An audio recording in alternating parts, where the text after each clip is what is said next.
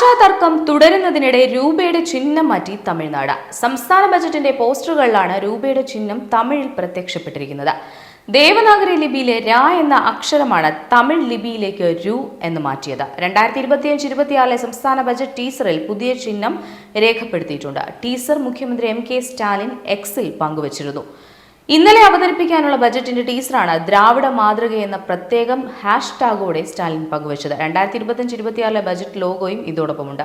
ഇതിലാണ് രൂപയുടെ ചിഹ്നം തമിഴിലാക്കി രേഖപ്പെടുത്തിയത്. മുൻപ് 2 ബജറ്റിലും തമിഴ്നാട് സർക്കാർ ഉപയോഗിച്ചത് രൂപയുടെ ഔദ്യോഗിക ചിഹ്നമായിരുന്നു. പുതിയ മാറ്റത്തിന് പിന്നാലെ സ്റ്റാലിനെതിരെ വിമർശനവുമായി BJP രംഗത്തെത്തി. കേന്ദ്രത്തിന്റെ ത്രിഭാഷാ നയത്തോടുള്ള എതിർപ്പാണ് പുതിയ നീക്കത്തിന് പിന്നിലെന്നാണ് വിലയിരുത്തൽ. ഭാരതത്തിൽ നിന്ന് വേറിട്ട് നിൽക്കാനുള്ള DMK പദ്ധതിയാണ് ഇത് കാണിക്കുന്നതെന്ന് BJP വക്താവ് നാരായണൻ തിരുപ്പതി ആരോപിച്ചു. രൂപയുടെ ചിഹ്നം ഭാരത ചിഹ്നമാണെന്നും എവിടെയും മനസ്സിലാക്കാനാവുന്നതാണെന്നും അദ്ദേഹം പറഞ്ഞു. മുൻ DMK MLA മകൻ ഉദയകുമാർ രൂപകൽപ്പന ചെയ്തതാണ് രൂപയുടെ ചിഹ്നം. രാജ്യം മുഴുവൻ ഔദ്യോഗികമായി അംഗീകരിച്ച രൂപയെ അപമാനിച്ചാണ് DMK സർക്കാർ പുതിയ ലോഗോ പുറത്തിറക്കിയത്. ഇങ്ങനെ തീരുമാനിച്ച സ്റ്റാലിനെ വിഡ്ഢിയെന്നല്ലാതെ മറ്റെന്താണ് വിളിക്കുകയെന്ന് തമിഴ്നാട് BJP അധ്യക്ഷൻ അണ്ണാമലൈ എക്സിൽ കുറിച്ചു. സ്റ്റാലിൻ സർക്കാർ ബജറ്റ് ലോഗോയിൽ നിന്ന് ഒഴിവാക്കിയത് DMK മുൻ MLA മകൻ രൂപകൽപ്പന ചെയ്ത ചിഹ്നമായതുകൊണ്ട് തന്നെ പ്രതിഷേധം കനക്കുകയാണ്. MLA ആയിരുന്ന N ധർമ്മലിംഗത്തിന്റെ മകൻ ഉദയകുമാറാണ് 2010 ചിഹ്നം തയ്യാറാക്കിയത്. മകൻ സംസ്ഥാനത്തിന് മഹത്വം കൊണ്ടുവന്നെന്നാണ് അന്ന് ഉദയകുമാറിന്റെ അച്ഛനമ്മമാർ അവകാശപ്പെട്ടത്.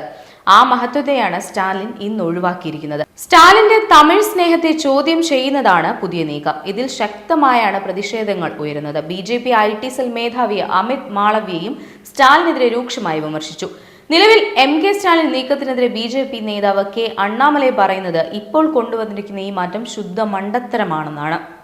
എന്നാൽ രൂപയുടെ ചിഹ്നമാറ്റത്തിൽ ഔദ്യോഗിക ഉത്തരവുകളൊന്നും തന്നെ നിലവിലിറങ്ങിയിട്ടില്ല. കേന്ദ്ര സർക്കാരിന്റെ ത്രിഭാഷാ നയം ഉൾപ്പെടെ എല്ലാം ഫെഡറലിസത്തെ തകർക്കുമെന്നും ഇത് ദക്ഷിണേന്ത്യൻ സംസ്ഥാനങ്ങളുടെ അധികാരങ്ങൾ വെട്ടിക്കുറയ്ക്കുന്ന സാഹചര്യം സൃഷ്ടിക്കുമെന്നുമാണ് തമിഴ്നാട് സർക്കാരിന്റെ വാദം. സ്റ്റാലിനും മകൻ ഉദയനിധിയും ഈ രാജ്യത്തിന്റെ ഭരണഘടനയാണ് വെല്ലുവിളിക്കുന്നത്.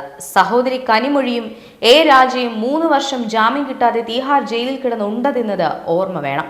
തെലങ്കാന ഭരിച്ച സ്വയം പ്രഖ്യാപിത രാജാവ് ചന്ദ്രശേഖർ റാവു, മകൾ കവിത തുടങ്ങിയവരെയും അവസ്ഥ ഓർമ്മപ്പെടുത്തുന്നു. പണ്ടൊരാൾ ഈ കേരളത്തിലിരുന്ന് അമിത്ഷായ്ക്ക് തടി പോരാ, വണ്ണം പോരാ എന്നൊക്കെ പറഞ്ഞതും പിന്നീട് മകൻ ഏതാണ്ട് 2 കൊല്ലം പരപ്പന അഗ്രഹാര ജയിലിൽ കിടന്നുണ്ടതിന്നതും വേണമെങ്കിൽ സ്റ്റാലിന് ഉദാഹരണമാക്കാം.